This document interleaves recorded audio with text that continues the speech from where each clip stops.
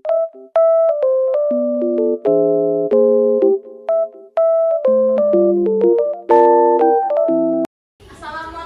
warahmatullahi wabarakatuh.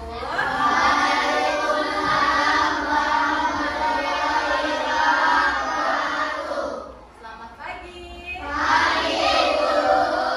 Apa kabar? Masih semangat? Kita tepuk semangat dulu ya. Oke, siap? Tepuk semangat.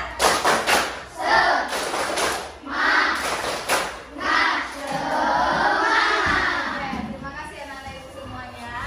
Pada kesempatan ini ibu ingin membentuk keyakinan kelas. Bu, apa sih keyakinan kelas? Mungkin anak-anak ibu belum tahu apa keyakinan kelas. Nah, kalau peraturan kelas saya tahu. Anak-anak ibu tahu kalau peraturan kelas? Kalau peraturan kelas itu seperti apa? Oke, harus bersih. Ada lagi? Harus rapi, Mbak Yesa. Piket kelas. Nah, itu dia peraturan kelas. Peraturan kelas siapa yang membuat? Guru atau wali kelas. Di sini bedanya, kalau keyakinan kelas itu nanti kita sama-sama membuat dan sama-sama meyakini. Jadi kita yang membuat, jangan sampai kita yang melanggar.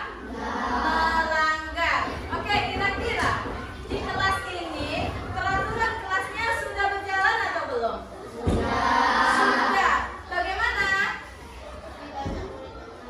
Masih banyak murid yang melanggar. Nah, kenapa masih banyak murid yang melanggar? Ada yang bisa menjawab?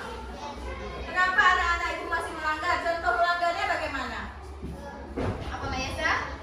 Tidak piket. Iya, banyak yang tidak piket. Apa? Buang sampah sembarangan. Benar tidak?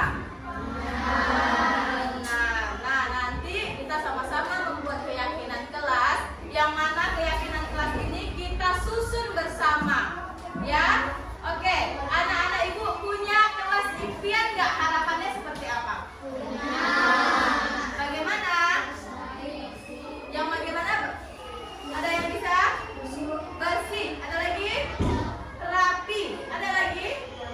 Nyaman. Oke, itu semua contoh kelas yang kalian impikan. Nah, bagaimana caranya biar kelas itu bisa terwujud seperti itu? Bagaimana? Menaati peraturan. Nah, tapi peraturan masih banyak dilanggar karena peraturan itu kan yang membuat ibu. Kalian yang harus menaati. Nah, nanti kita buat kesepakatan kelas, kita buat sama-sama maunya bagaimana, harus kita sepakati. Ya, kita tanda tangani sama-sama. Oke, bisa? Nah, jadi anak-anak ibu semuanya nanti diberikan poin satu-satu. Anak-anak ibu tuangkan dalam kalimat di sini dan ditempel di sini. Keyakinan kelas apa yang mau disepakati bersama? Inginnya bagaimana? Nanti kita kelompokkan, kita rumuskan, menjadilah satu keyakinan kelas. Yang jelas di sini keyakinan kelas kita sama-sama, ya. Tidak ada ibu yang membuat, tetapi kita sepakati bersama. Oke.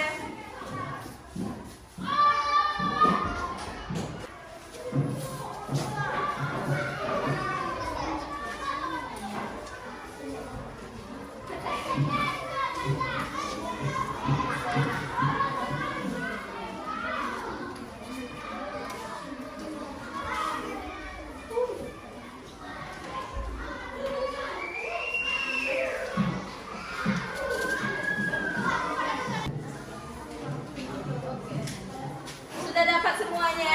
Sudah.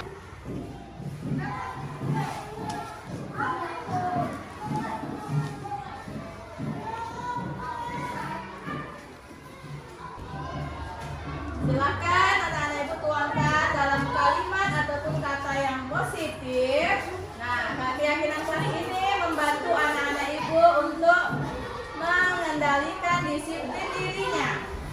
Selesai? Coba angkatkan ke atas semuanya. Oke. Nah, nanti kita bergantian mulai dari si Rizal ya. Rizal menempelkan di depan berurutan ya.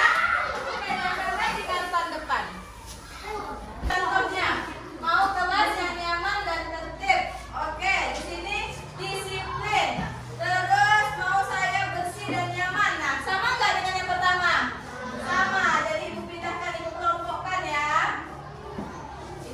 pindahkan. Ini dia sama. Oke, bersih dan rapi. Berarti tentang kebersih, kebersihan. Jadi di sini ada nyaman, aman, tertib, bersih. Di sini rapi. Mau bikin kelas tentang apa kira-kira? Kebersihan. Oke, kita urutkan memanjang. Nanti jadi beberapa keyakinan kelas. Nah, paham anak ibu? Nah, coba sekarang maju ke depan ya, Zid. Kita kelompokkan sama-sama dengan ibu. Yuk. Kamu pilih di mana kira-kira letaknya. Kalau di sini tentang bersih, nyaman. Nah, ada kebersihan, di sini nyaman, tertib. Cari yang lain, ya kakak.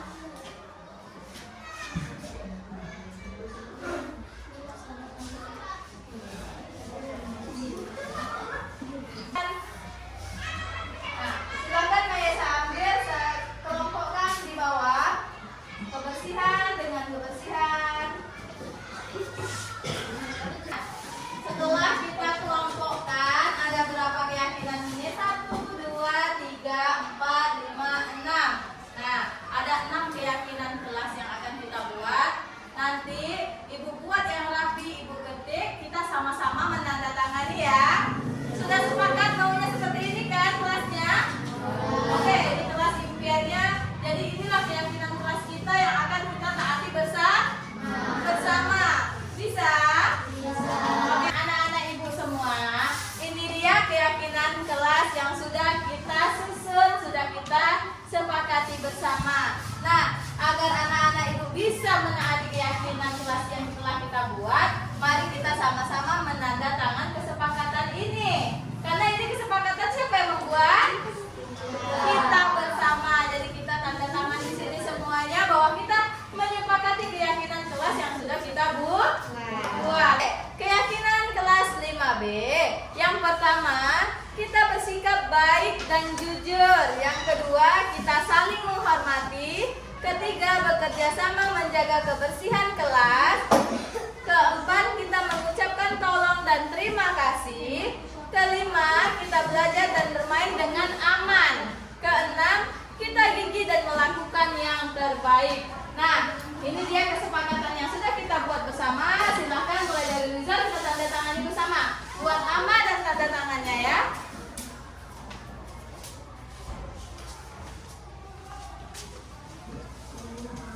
Oke, lanjut.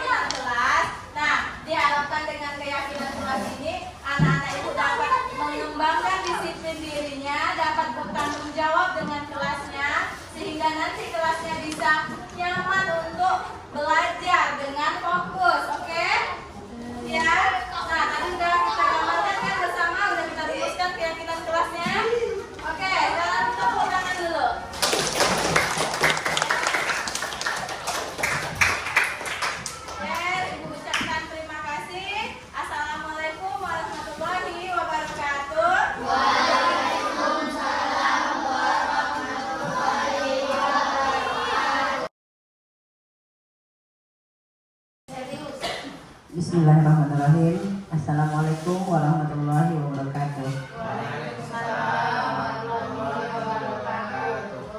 Salam sejahtera untuk kita semua. Alhamdulillahirabbil alamin wassalatu wassalamu ala asyrafil anbiya'i wal mursalin wa ala alihi wa sahbihi rasulillahi ajma'in, amma ba'du. Pertama, marilah kita mengucapkan syukur alhamdulillah kehadirat Allah Subhanahu wa taala, yang mana pada siang hari yang cerah ini kita dapat berkumpul di ruang ini untuk mengikuti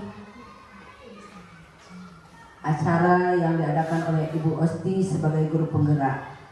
Selanjutnya, salat beriring salam tak usahnya kita sampaikan kepada junjungan alam, yakni Nabi besar Nabi Muhammad SAW, dengan mengucapkan Allahumma sholli ala Sayyidina Muhammad wa ala ali Sayyidina Muhammad. Dengan tidak memperpanjang mukadimah, kita buka acara menyebarkan pemahaman dan penerapan pengalaman budaya positif dari Ibu Osti Ayunita SPD, CGP Angkatan 10 SD Negeri 020 Simpang 14, Kabupaten Indragiri Hulu, Provinsi Riau. Mari kita buka dengan membacakan basmalah bersama-sama. Bismillahirrahmanirrahim. Untuk acara selanjutnya, kita minta kepada Ibu Yusmianti sebagai Wakil Kepala Sekolah menyampaikan arahan kepada kita semua. Kepada Ibu Yusmianti dipersilakan.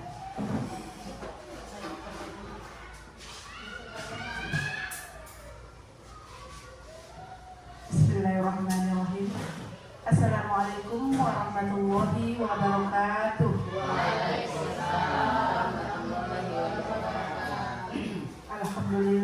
Alhamdulillahirabbil alamin wassalatu wassalamu ala asrofil anbiya'i wal mursalin wa ala alihi wa sahbihi ajma'in.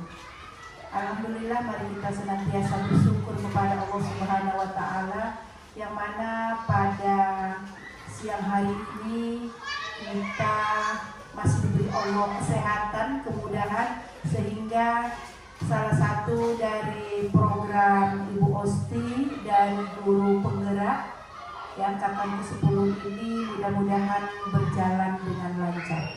Amin ya rabbal alamin. Kemudian selawat beriring salam tak lupa kita sampaikan kepada Nabi besar kita, Nabi Muhammad SAW. Berkat beliaulah sekarang kita bisa mengecam pendidikan dari dulu zaman jahiliyah, sekarang bisa kita menikmati alam yang penuh ilmu pengetahuan. Salah satunya mungkin inilah positif dari berkah Allah dan Nabi Muhammad itu. Mari sama-sama kita syukuri semuanya. Dan kemudian di sini saya mewakili Ibu Kepala Sekolah. Mungkin Ibu Kepala Sekolah ada keperluan, jadi ya beliau tadi sempat juga menitipkan salam tidak bisa mengikuti acara ini. Ya mudah-mudahan acara ini bisa berjalan dengan lancar dan tidak ada halangan apapun.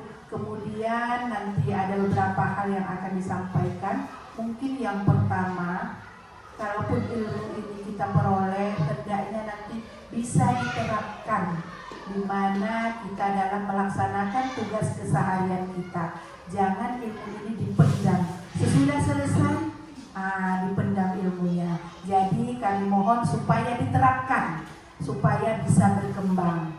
Dan yang kedua, kemudian untuk kita semua yang belum mendapatkan ini calon guru penggerak, bersemangat. Silakan daftar, mudah-mudahan tahun depan bisa menjadi guru penggerak angkatan ke-11-nya. Ya, amin ya rabbal alamin. Yang mudah-mudah silakan dicoba. Keperluannya bisa nanti apa syaratnya bisa ditanya langsung sama Bu Osti. Jadi supaya apa yang diinginkan pemerintah itu dapat berjalan dengan baik. Saya sendiri juga ya sering sih dengar positif-positif. Yang positif itu nampaknya baik kan gitu. Nah, jadi mari sama-sama kita dengarkan nanti paparan dan arahan dari Ibu Osti. Ya mungkin itu saja yang dapat kami sampaikan. Lebih dan kurang kami mohon maaf. Akhirul kalam, wabillahi taufiq wal hidayah. Wassalamualaikum warahmatullahi wabarakatuh. Waalaikumsalam warahmatullahi wabarakatuh.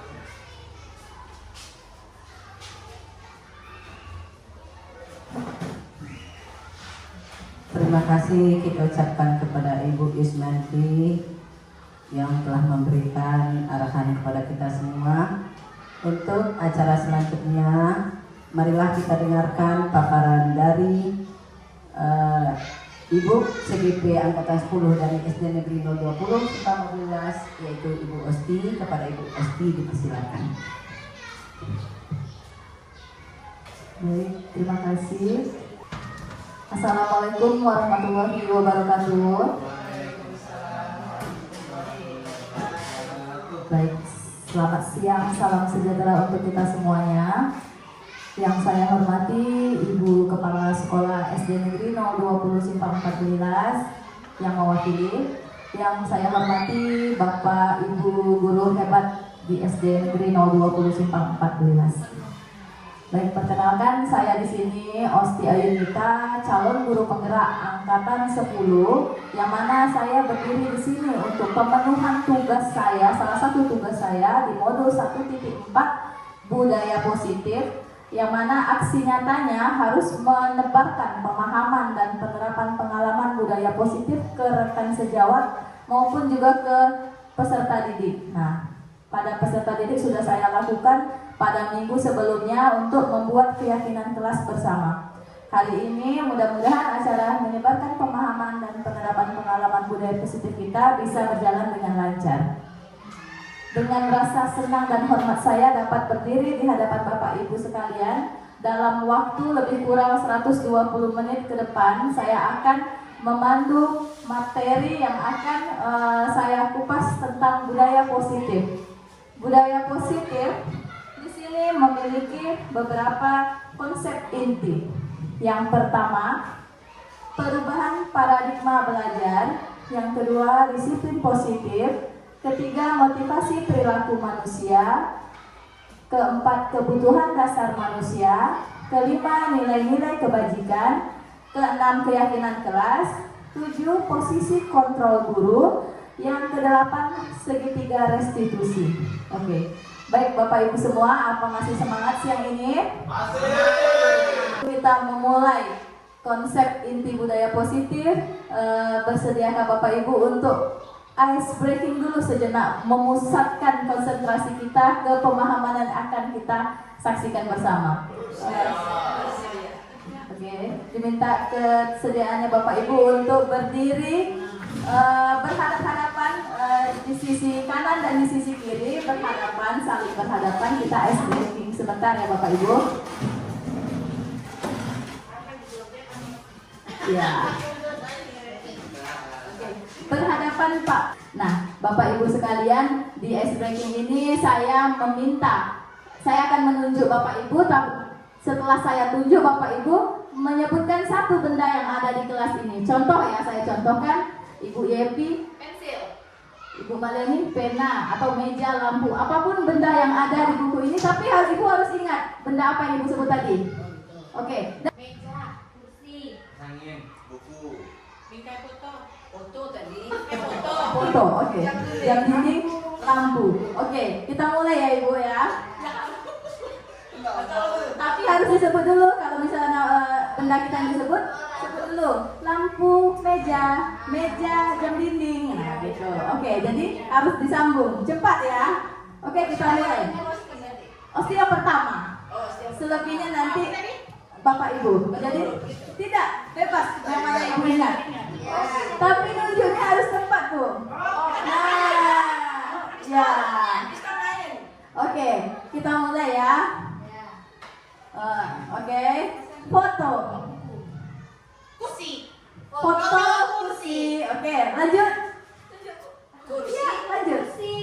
Kipas angin. Oke, lanjut. angin, buku, Lanjut. laptop, Lanjut. Lampu. Terus. Buku. Oke. Meja. Foto. Buku. Oke. Jadi siapa yang salah? Buyut. Ini. Oke. Oke. Kurang konsentrasi pasti.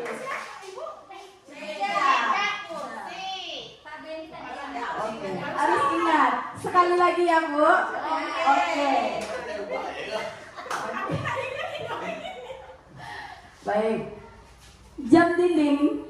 Jam dinding, laptop, Oke. laptop, lampu, kipas angin, Kipas angin foto. foto, kursi, buku, Buku. Kipas angin. Kipas angin meja. meja, kursi, Oke. lampu, kipas angin, Kipas angin foto. foto, lampu, laptop, foto, Oke. jam dinding, meja, laptop, kursi, foto, buku, Buku foto. jam dinding, lampu, laptop, Oke. jam dinding, Oke. Oke. Oke. meja, buku, Buku kipas angin. Kipas angin foto. foto, lampu. Orang tuh kasihkan loh. Baik. Jam dinding, buku, Buku foto. foto, kipas angin. Kipas angin laptop. Oke. Baik Bapak Ibu, tepuk tangan semuanya. Nampaknya sudah konsentrasi ya, sudah hafal. Berarti konsentrasinya sudah bisa memulai menyerap materi. Mikir. Iya. Nah, ini salah satu ice breaking. Itu aja masa. Bapak Ibu, mungkin ice breaking ini bisa Bapak Ibu terapkan di kelas untuk membuat anak konsentrasi dulu sebelum memulai pelajaran. Nah, kan lumayan anak kan mengingat jadinya. Nah, jadi dia fokus nanti menerima materi kita. Oke, terima kasih Bapak Ibu sekalian. Silahkan kembali ke tempat duduk. Kenapa lah benda ni nak sebut tadi? Iya, oke. Oke, Bapak Ibu, kita lanjutkan konsep inti yang pertama di sini yang akan saya jelaskan tentang pembelajaran dengan paradigma baru. Nah, sebelumnya saya ingin menanyakan kepada Bapak Ibu semuanya, apakah Bapak Ibu pernah mendengar istilah pembelajaran yang berpusat pada guru dan pembelajaran yang berpusat pada murid? Ada yang pernah mendengar? Oke, boleh saya bertanya, kira-kira pembelajarannya seperti apa yang kita terapkan sekarang? Berpusat pada murid. Oke, sesuai dengan pembelajaran yang sudah kita lakukan, yaitu pembelajaran yang berpusat pada murid. Jadi pembelajaran dengan paradigma baru ini merujuk pada perubahan atau pergeseran dalam pendekatan dan metode pembelajaran yang lebih sesuai dengan perkembangan zaman, teknologi dan kebutuhan peserta didik. Jadi, pembelajaran dengan paradigma baru merupakan pembelajaran yang dirancang berdasarkan pembelajaran berdiferensiasi, sehingga para peserta didik belajar sesuai kebutuhannya berdasarkan tahap perkembangan sesuai teori psikologi modern untuk mewujudkan profil pelajar Pancasila. Nah, di sini ada pembelajaran berdiferensiasi. Apakah Bapak Ibu sudah paham? Apa pernah mendengar pembelajaran yang berdiferensiasi itu yang bagaimana? Ada yang bisa menjelaskan? Pembelajaran yang berdiferensiasi, oke. Ada yang mau mencoba menjawab? Gak apa-apa, utarakan aja Bu. Yang Ibu tahu bagaimana sih pembelajaran berdiferensiasi ini? Bagaimana pembelajaran? pembelajaran yang disesuaikan dengan Kebutuhan murid. Oke, berarti pembelajaran yang dirancang untuk memenuhi kebutuhan murid. Oke. Nah, seperti yang kita tahu, anak kita itu di sekolah kan memiliki gaya belajar yang berbeda dengan gaya belajar peserta didik kita yang beragam. Nah, pembelajaran berdiferensiasi inilah yang nanti yang dapat memahami kebutuhan dari kebutuhan minat belajar murid, potensinya. Ibu, oke? Kita lanjutkan miskonsepsi tentang teori kontrol. Nah, apa yang dapat Ibu pahami dari gambar yang saya tampilkan di depan? Di sini ada ilusi guru mengontrol murid, ilusi bahwa kritik dan membuat rasa bersalah mampu menguatkan karakter, Ilusi bahwa semua penguatan positif, efektif, dan bermanfaat. Ilusi bahwa orang dewasa berhak memaksa. Bagaimana kira-kira Bapak Ibu? Apakah kita sebagai guru itu bisa memaksa murid kita? Tidak, tidak bisa. Sebagai contohnya di sini ada siswa yang melakukan satu kesalahan ataupun melanggar satu nilai kebajikan yang ada di sekolah. Lalu kita nasihatin dia, besok jangan seperti ini lagi ya nak. Nah, kira-kira siswa tersebut bisa tidak mengikuti apa kata kita? Belum tentu. Kalaupun bisa, mereka hanya melakukan itu karena mereka takut sama kita di hadapan kita. Nah, untuk kedepannya, siapa tahu ketika kita lengah, mereka melakukan kesalahannya lagi. Oke, di sini berarti miskonsepsi tentang teori kontrol guru mengatur murid ini tidak benar. Yang benar adalah bagaimana kita seorang guru menumbuhkan motivasi intrinsik yang ada pada diri murid agar dia melakukan nilai-nilai kebajikan yang sesuai dengan yang sesuai dengan yang ada di sekolah maupun di kelas. Ya Bapak Ibu, sampai di sini ada yang mau ditanyakan?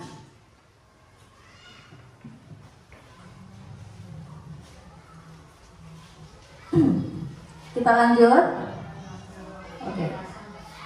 Mengubah paradigma stimulus respon ke pendekatan teori kontrol. Nah, di sini ada stimulus respon, di sini ada teori kontrol atau pilihan. Nah, bagaimana kita dapat merubah stimulus respon menjadi teori kontrol atau pilihan? Nah, di sini salah satunya kita mencoba mengubah orang agar berpandangan sama dengan kita. Itu tidak benar. Yang benar itu adalah kita berusaha memahami pandangan orang lain tentang dunia. Perilaku buruk dilihat sebagai suatu kesalahan.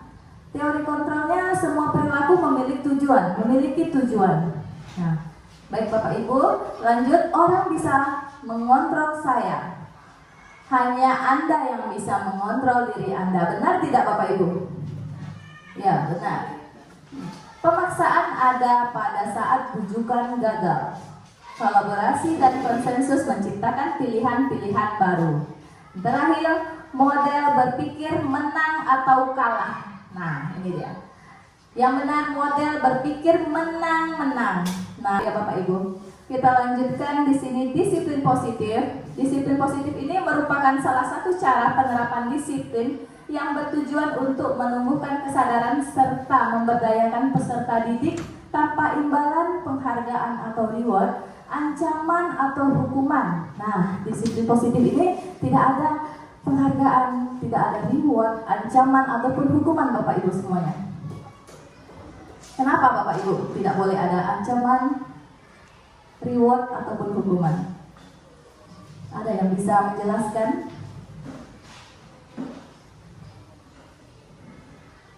Ayo Bu Rina, bisa menjelaskan? Kalau ancaman itu bahkan undang-undang kan sudah tidak disebutkan. Oke.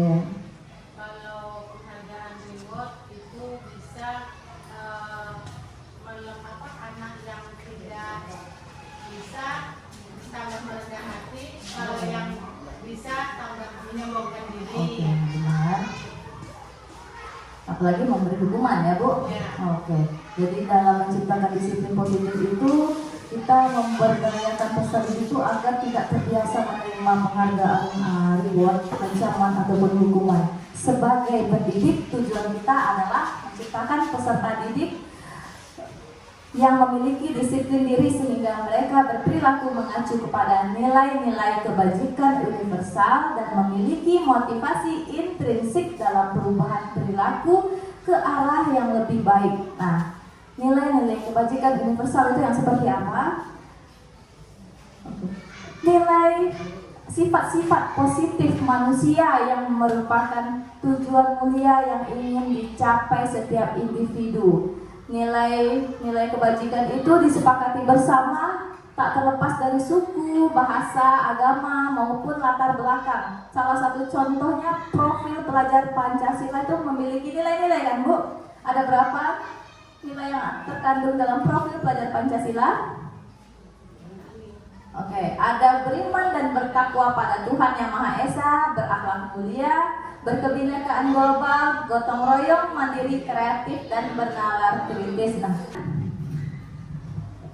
pendekatan disiplin positif tidaklah tentang anak atau peserta didik secara langsung, tetapi tentang diri dan cara kita sendiri, baik sebagai orang tua, guru, atau orang dewasa yang memberikan dampak dan pengaruh positif kepada anak atau peserta didik. Benar apa tidak Bapak Ibu?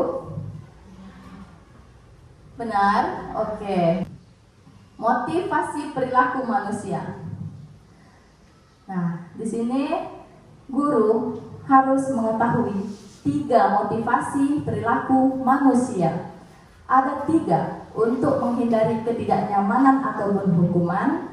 Yang kedua, untuk mendapatkan imbalan atau penghargaan. Yang ketiga, untuk menghargai diri sendiri.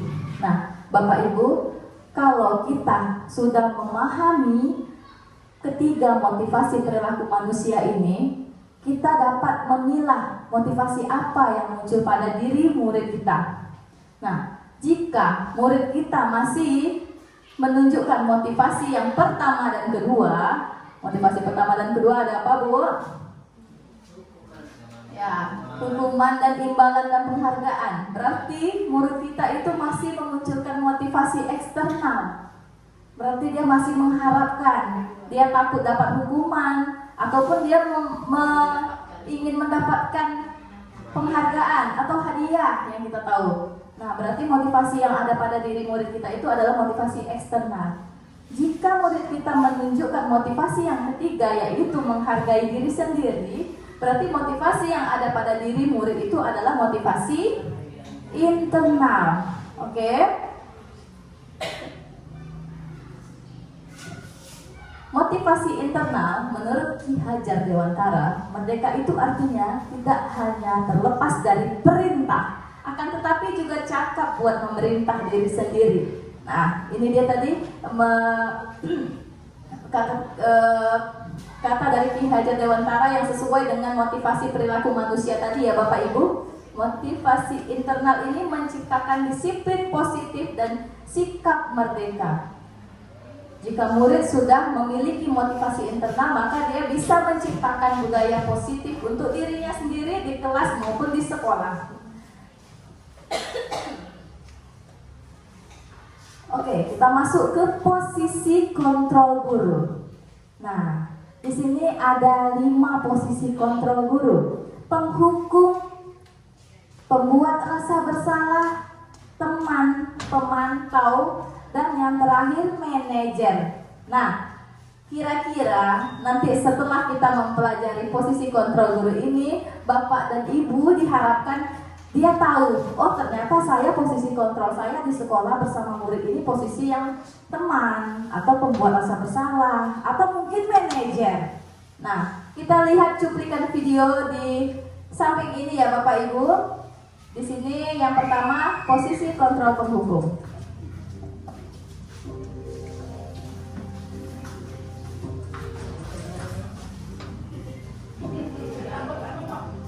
Naren, sini kamu. Selamat pagi, Bu. Selalu terlambat. Kamu deh, pasti terlambat. Maaf, Bu. Saya Apa? Apa coba? Alasan kamu apa, Andi? Kapan ini kamu tidak terlambat? Malas sekali ya kamu jadi anak. saya Dasar pemalas. Gak kapok-kapok sih kamu. Sudah berapa kali terlambat? Sana, kamu keliling lapangan basket 2 kali. kenapa saya harus keliling lapangan basket, Bu? Kenapa? Kamu melihat ibu berani-beraninya jawab sudah terlambat, masih berani jawab pula. Sekarang keliling lapangan basket 5 kali sekalian, biar kapok. Cepat, pergi sana ke lapangan basket.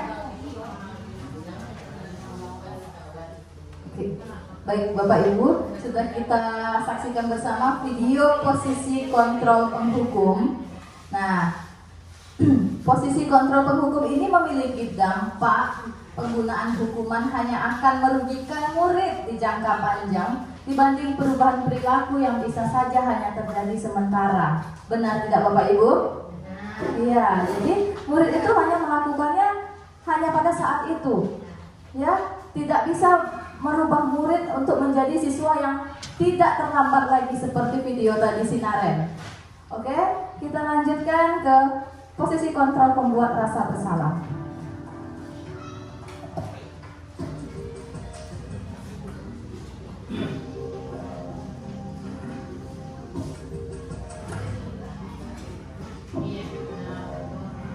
Naren,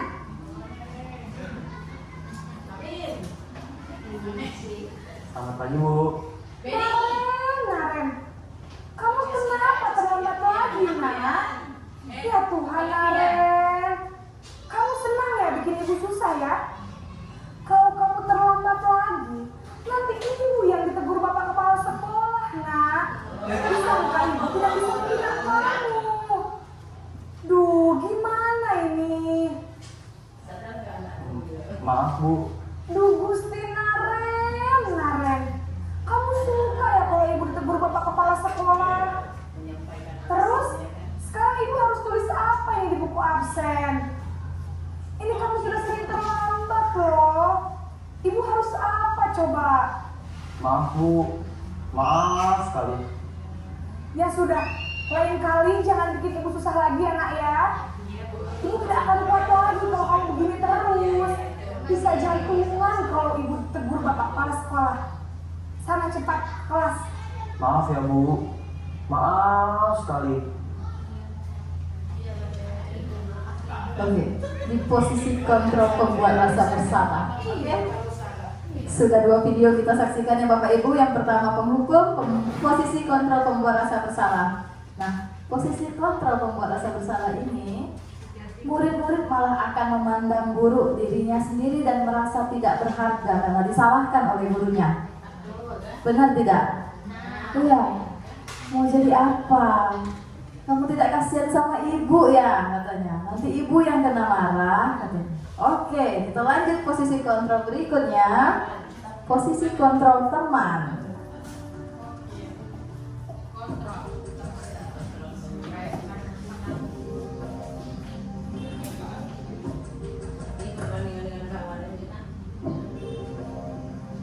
Naren,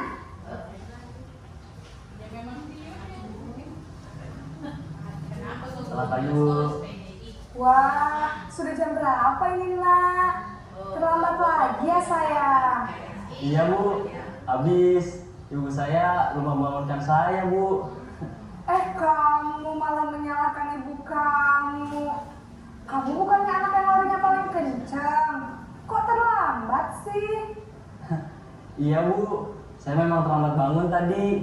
Jadi, biarpun saya lari kencang, tetap gak kekejar, Bu. Ya sudah sana. Nanti lain kali larinya lebih kencang lagi ya. Biar gak terlambat lagi. Bikin senang ibu. Demi ibu. Bisa kan? Bisa lah, Bu. Ya sudah sana masuk kelas. Ibu beresin urusan absen kamu. Kamu ini ada-ada saja. Jadi bagaimana Bapak Ibu komentar tentang posisi kontrol teman? Anak makin melunjak sama kita ya. Oke. Jadi posisi kontrol teman dengan menganggap murid kita teman akan berdampak pada murid yang menjadi tidak mandiri dan belum tentu berperilaku sama terhadap guru lain. Benar tidak? Iya. Jadi dia sama kita aja yang baik misalnya, Bu, pagi Bu. Nanti sama guru lain nggak mau Bu. Nah karena dia menganggap gurunya yang temannya itu hanya itu. Oke, kita lanjut posisi kontrol pemantau.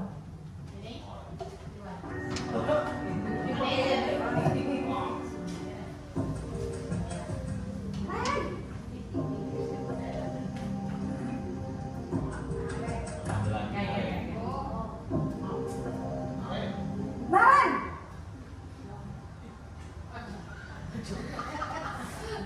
Selamat pagi, Bu. Naren, apa peraturan sekolah kita tentang jam berapa kita harus masuk sekolah, nak? Kita harus di sekolah jam 7, Bu. Iya betul, sekarang sudah jam 7.20. Kalian sudah tahu konsekuensinya jika terlambat hadir? Paham, Bu. Saya harus tinggal kelas pas jam istirahat selama 20 menit. Iya benar, konsekuensinya demikian. Jadi nanti jam 9.30 pas istirahat, kamu harus tinggal di kelas, kerjakan tugas tambahan untuk ketertinggalan kamu, ya? Baik, Bu.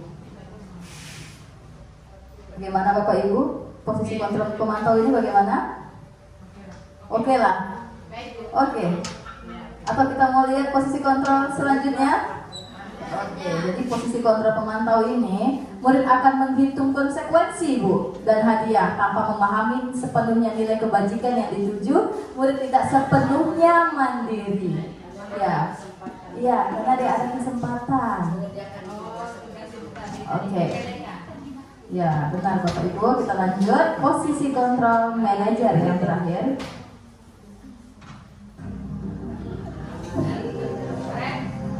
Naren!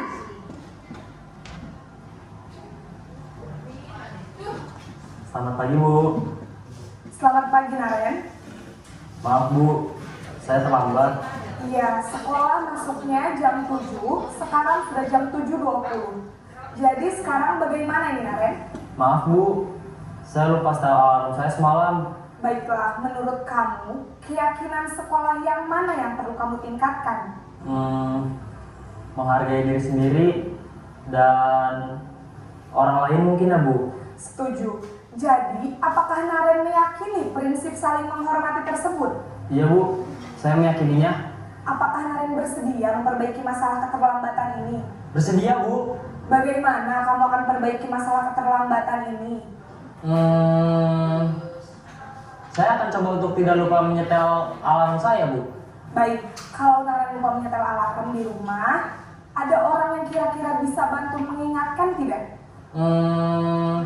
Ada, Bu. Kakak saya, Kak Emma. Ada lagi selain Kak Emma? Selain Kak Emma, ada ibu saya. Baik, jadi yang mengingatkan Naren adalah Kak Emma dan ibu kamu ya? Kira-kira akan mulai setel alarm kapan nih Naren?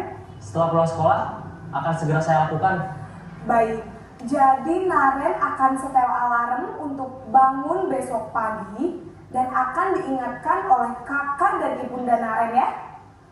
Ada lagi yang mungkin perlu dilakukan Naren agar tidak terlambat bangun lagi?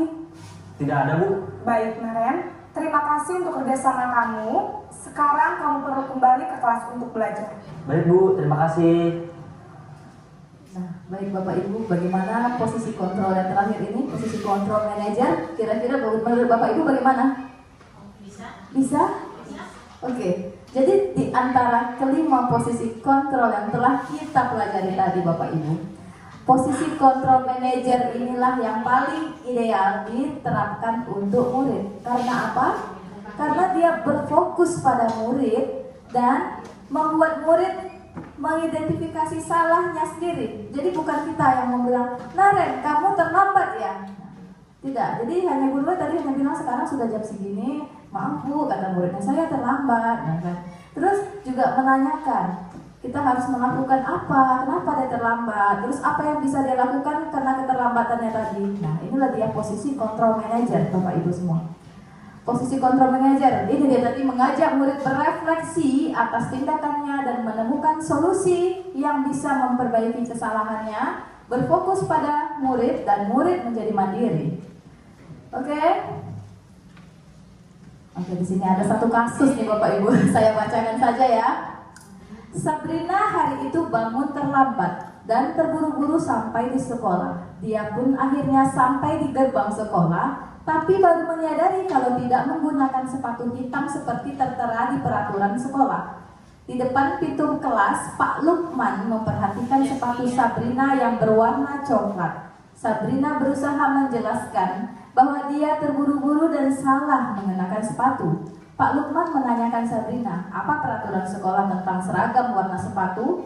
Sabrina menjawab, sudah mengetahui sepatu harus berwarna hitam, namun terburu-buru dan salah mengenakan sepatu. Selain tidak mungkin kembali pulang karena rumahnya jauh sekali, Pak Lukman tetap bersikeras pada peraturan yang berlaku dan mengatakan, ya sudah, kamu sudah melanggar peraturan sekolah, kamu salah, kamu sudah terlambat, salah pula warna sepatunya, segera buka sepatumu kalau tidak bisa mengenakan warna sepatu sesuai peraturan.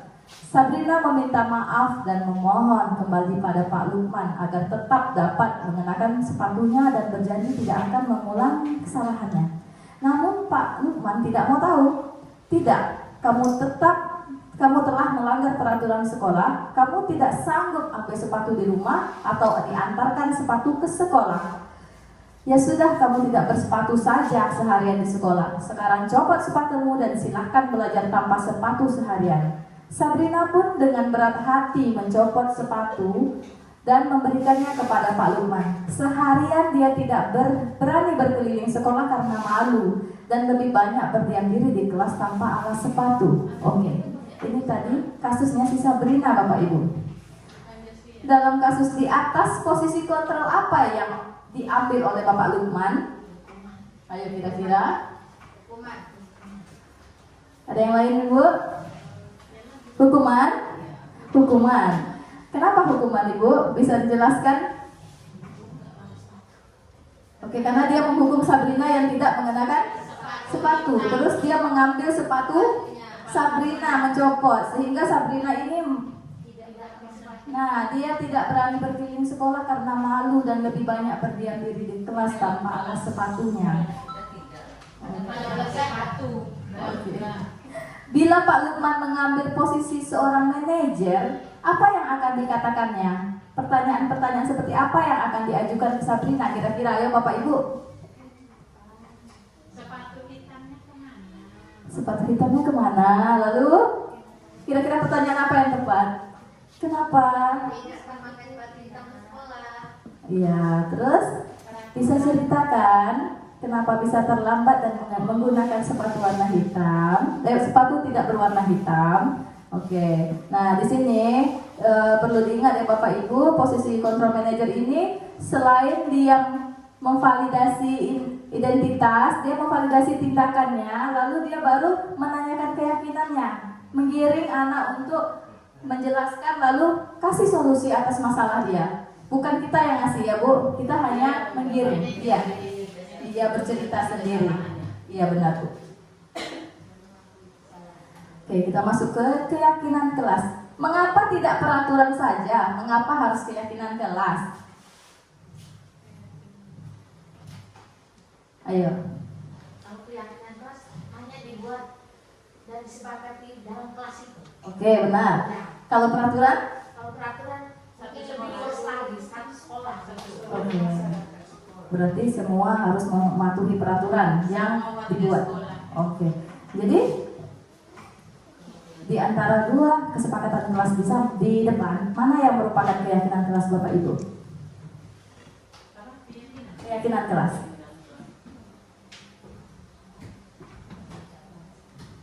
Ada A dan B. Yang A, Yang B. yang B keyakinan kelas. Iya. Kenapa? Oke. Berarti dari kata-katanya itu dia menggunakan kalimat yang lebih positif. Jadi bukan seperti yang di sebelahnya datang tepat waktu. Nah, jadi dia menggunakan kalimat positif yang disusun bersama berarti karena ada guru dan murid. Ya, kami guru dan murid yang saling menyayangi. Kami murid yang semangat belajar. Berarti keyakinan yang dibuat di kelasnya itu mereka ingin di dalam kelas itu pengen semangat terus dalam belajar. Terus kami murid yang peduli dengan teman-teman. Dalam artian peduli ini kan banyak Ibu. Misalnya temannya tidak mau diganggu, jangan diganggu. Nah, itu peduli. Nah, oke, kita lanjutkan. Bagaimana membuat keyakinan kelas itu lebih abstrak dari peraturan berupa pernyataan universal dibuat dalam bentuk kalimat positif sedikit saja agar mudah diingat sesuai dengan kondisi kelas dan sekolah agar mudah diterapkan. Semua warga sekolah atau kelas dilibatkan saat membuatnya. Nah, contohnya kalau keyakinan kelas bukan hanya wali kelas yang membuat Bapak Ibu. Jadi guru bidang studi juga harus punya keyakinan kelas, kesepakatan antara murid dan guru. Nah, Di sini ada contoh keyakinan kelas yang pernah saya buat di kelas 5B. Nah, jadi sebelum keyakinan kelas ini didapat Bapak Ibu, yang ini yang saya tempel. Jadi ini murid membuat sendiri.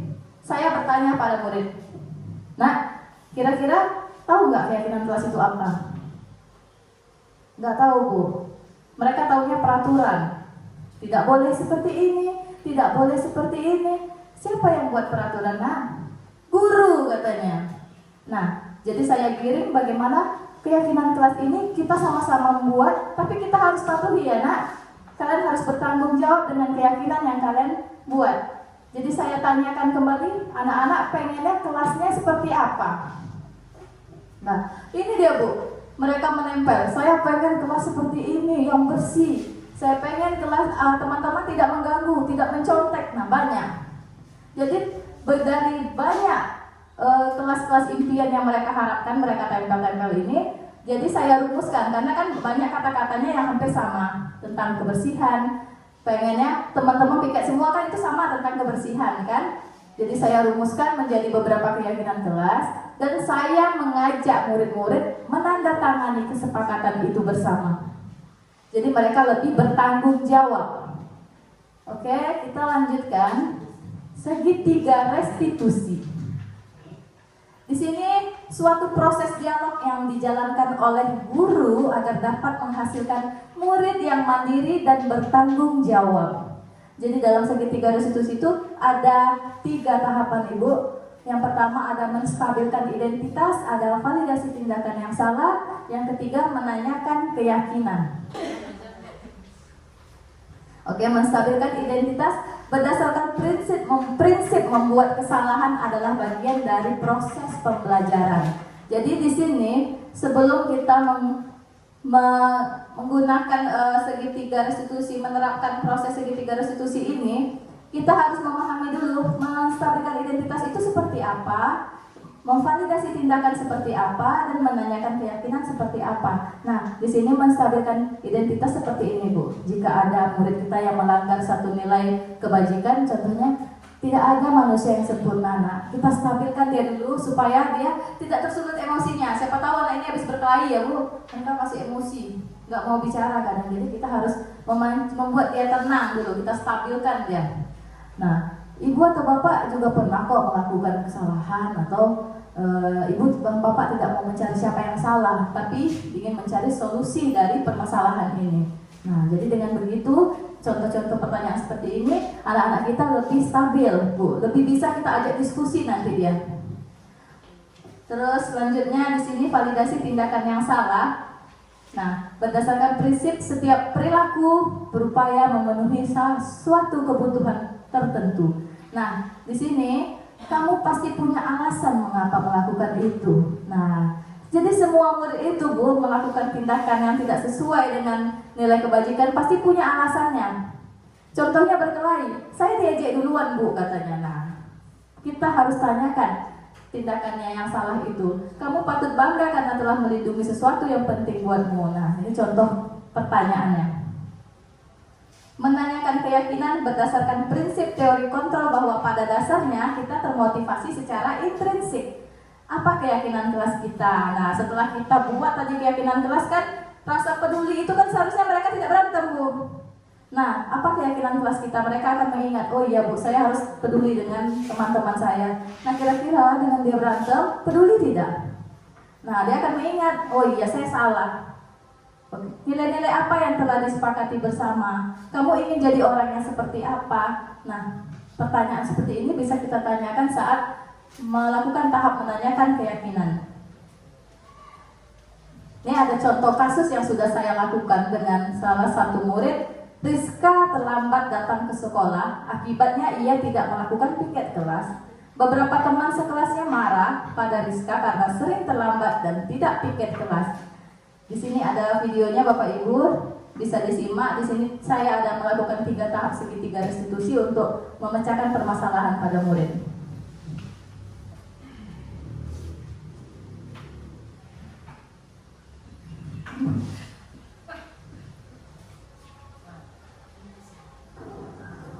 Rizka, Ibu tahu kamu adalah murid yang baik.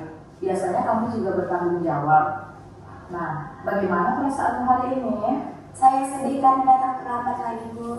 Ibu percaya bahwa kamu pasti berusaha melakukan yang terbaik. Kenapa kamu terlambat hari ini? Saya telat bangun, Bu. Maafkan saya, Bu. Baik, semua orang pasti pernah melakukan kesalahan. Ibu juga pernah melakukan kesalahan. Ibu mengerti, kamu terlambat dan tidak bisa melakukan tiket kelas. Coba ceritakan kenapa kamu datang terlambat hari ini? Saya menonton TV melarat malam, Bu. Sehingga saya terlambat bangun. Saya sudah berusaha agar tidak terlambat sekolah, tetapi sampainya saya di sekolah tetap terlambat. Dan teman-teman juga marah kepada saya karena saya tidak melakukan tiket kelas, Bu. Setiap orang pasti pernah mengalami hal yang sulit. Nah, apa yang dapat kita pelajari dari kejadian ini? Jangan tidur larut malam, Bu, supaya saya tidak terlambat lagi.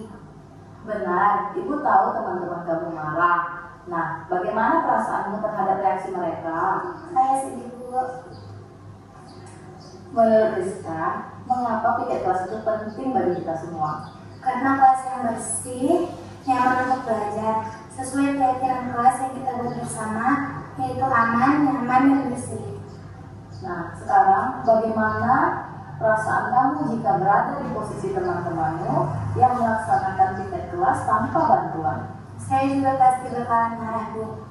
Apa yang bisa kamu lakukan untuk memastikan kamu bisa datang tepat waktu dan tidak terlambat dan dapat melaksanakan piket kelas? Saya akan tidur lebih cepat, tidak menonton TV hingga larut malam, agar tidak terlambat sekolah dan bisa melaksanakan piket. Apa yang menurut Rizka bisa kita lakukan bersama-sama untuk mencegah hal ini bisa terjadi lagi? Mungkin bisa dengan membuat jadwal piket cadangan. Jika ada yang terlambat atau tidak masuk sekolah, bisa digantikan. Saya juga akan bertanggung jawab dengan waktu saya, Bu.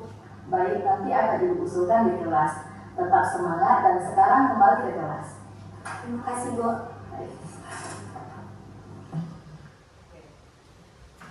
Baik Bapak Ibu, untuk melaksanakan segitiga restitusi itu tidak harus singkat seperti ini ya Bu. Ini saya contoh melaksanakan 3 tahapan pada segitiga restitusi. Jadi mungkin Ibu bisa mengirim pertanyaan yang lebih membuat anak tenang, menyampaikan apa perasaan dia, memvalidasi tindakan dia yang salah, ataupun menanyakan keyakinannya lebih panjang lagi. Kalau ini kan hanya berapa menit Bu ya. Kalau kita dalam kenyataannya menangani kasus kan tidak mungkin secepat itu. Oke, di sini kasus kedua, Gina siswa kelas 5 yang sering tidak masuk sekolah sehingga banyak pelajaran yang tertinggal. Gina sering merasa dirinya tidak mampu mengikuti pelajaran, menyebabkan dirinya malas bersekolah.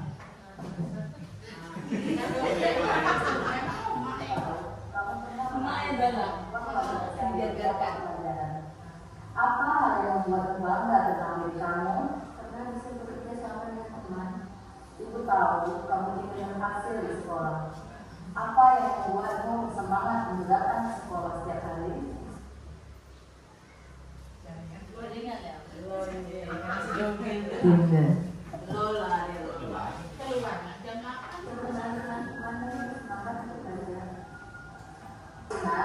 Ibu perhatikan kamu sering tidak masuk ke sekolah. Coba ceritakan apa yang membuatmu merasa kesulitan untuk datang ke sekolah. Ibu mengerti kamu merasa kesulitan dalam pelajaran. Apa yang biasanya membuat merasa sulit dalam mengikuti pelajaran? Karena saya sering tidak masuk, jadi saya sisanya beberapa pelajaran saya paham. Setiap orang mengalami masa-masa sulitnya. Bagaimana perasaan ketika kamu merasa tidak mau mengikuti pelajaran? Saya merasa kecewa. Menurut Gina, kenapa kita harus tetap di sekolah meskipun merasa kesulitan? Karena jika saya tidak masuk, saya akan memperbaiki pelajaran. Benar. Bagaimana kamu bisa lebih percaya diri dalam mengikuti pelajaran? Agar lebih paham, bisa meminta bantuan kepada teman atau guru. Nah, sekarang apa yang bisa kita lakukan bersama agar kamu lebih percaya diri dan tidak kesulitan dalam mengikuti pelajaran di sekolah? Saya pikir kita bisa membuat lapangan pelajaran atau kelompok belajar sekolah. Baik, terima kasih sudah berdiskusi dengan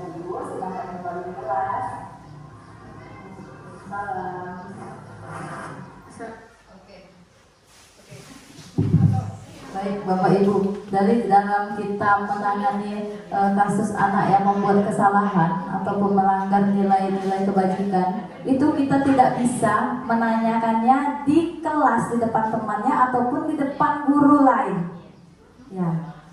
Ya benar Bapak Ibu, memang harus sendiri di ruangan privasi. Bagaimana kita mau menstabilkan identitasnya kalau kita saja menanyakannya di depan orang ramai? Kita sendiri saja gugup kalau di depan orang ramai, apalagi anak.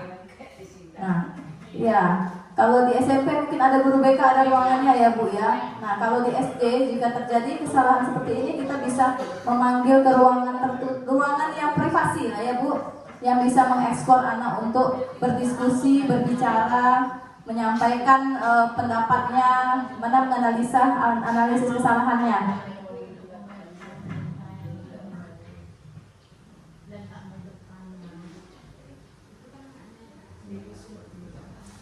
Oke, tadi ada satu Bu yang terlewatkan tentang 5 kebutuhan dasar manusia. Nah, 5 kebutuhan dasar manusia itu ada 5. Ada yang pertama bertahan hidup, kasih sayang, kebebasan, kesenangan, dan penguasaan. Jadi kita memiliki 5 kebutuhan dasar ini, kita maupun murid kita. Nah, iya, berarti setiap manusia memiliki ini. Jadi ketika kita merasa senang karena mendapatkan sesuatu, berarti kita sedang memenuhi salah satu ataupun lebih dari 5 kebutuhan dasar manusia ini. Nah, jadi di sini ketika ada murid yang melakukan kesalahan ataupun melakukan tindakan yang di luar nilai-nilai kebajikan yang ada di kelas ataupun sekolah, kita harus bertanya, kita harus memilah, berarti ada kebutuhan dasar yang tidak terpenuhi dalam diri murid kita. Begitu juga dengan diri kita, Bu. Ketika kita sekarang bekerja untuk bertahan hidup. Nah, bekerja untuk bertahan hidup, kita juga butuh kasih sayang, kebebasan, kesenangan, dan penguasaan. Nah, anak murid juga seperti itu, Bu. Jadi kalau dia kurang kasih sayang di rumahnya, dia akan melampiaskannya di sekolah. Ya, jadi ini 5 kebutuhan dasar manusia yang mungkin kita harus tahu apa kebutuhan dasar dari murid kita yang tidak terpenuhi jika murid ini melakukan satu kesalahan. Jika salah satu kebutuhan saja tidak terpenuhi, anak bisa cenderung melakukan kegiatan ataupun kesalahan di sekolah untuk memenuhi kebutuhan ini. Nah, maka dari itu kita sebagai guru harus paham kebutuhan dasar 5 manusia ini dan memilih. Nah, anak ini berarti kurang kasih sayang. Kita harus lihat juga ke keluarganya bagaimana. Nah, iya, oke, Bapak Ibu sekalian. Sudah selesai pemateri kita pada hari ini. 8 konsep inti budaya positif yang telah saya sampaikan. Mudah-mudahan bermanfaat. Ya, sebentar. Mudah-mudahan bermanfaat untuk kita semuanya. Nah, sekali lagi saya sini ingin mengajak Bapak Ibu untuk berefleksi tentang materi yang sudah saya sampaikan tadi. Apa-apa saja sih yang Bapak Ibu tahu atau Bapak Ibu ingat? Ibu tuliskan lalu Ibu tempelkan di depan ya Bapak Ibu sekalian.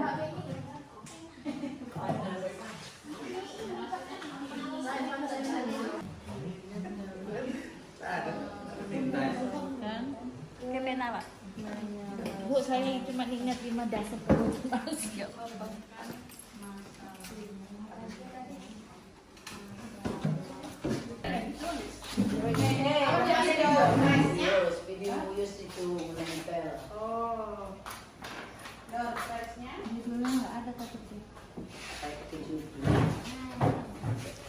Sebutkan satu kata saja. Banyak ngirim apa? Loh, Satu kata. Cuma nggak bisa. Kebalik Ibu mungkin. Dilipat Bu, lipat. Satu kata. Memang tak. Oh, kenapa dilepas? Dilipat Bu bisa. Hai Eda, udah siap rapormu Eda? Eda? Itu Eda itu. Eda udah siap, tinggal menyerahkan ngurus bolon. Masa anak ngurus naga. Bagi bila Bu. Kembali menulisnya. Baik Bapak Ibu sekalian, terima kasih sudah berkenan hadir pada siang hari ini. Semoga apa yang saya sampaikan tadi dapat bermanfaat untuk kita semuanya dan dapat diterapkan tentunya ya Bapak Ibu. Oke, saya ucapkan Assalamualaikum warahmatullahi wabarakatuh.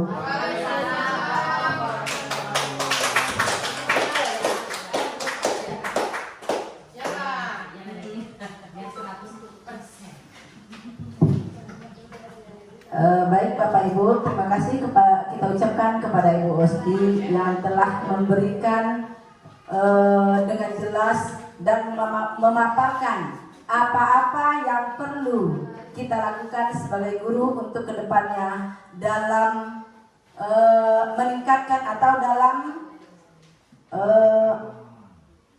memberikan pemahaman budaya positif. Tentu saja terhadap anak-anak didik kita supaya kita bisa berpikir yang lebih positif pula. Jadi mari dengan mengikuti kegiatan ini rasanya kita juga mendapatkan ilmu yang memang belum kita lakukan. Belum kita lakukan karena selama ini memang kita ada mengarahkan murid tapi caranya yang belum pas. Jadi dengan mengikuti kegiatan ini mudah-mudahan mari sama-sama kita berniat untuk merubah, mencoba melakukan apa yang kita dapatkan dari Ibu Osti tadi. Mungkin itu saja untuk acara. Mari kita tutup dengan membacakan hamdalah bersama-sama. Alhamdulillahirabbil alamin. Saya sebagai pembawa acara mohon maaf jika ada salah dan kurangnya dalam penyampaian. Saya akhiri wabillahi taufiq wal hidayah. Wassalamualaikum warahmatullahi wabarakatuh.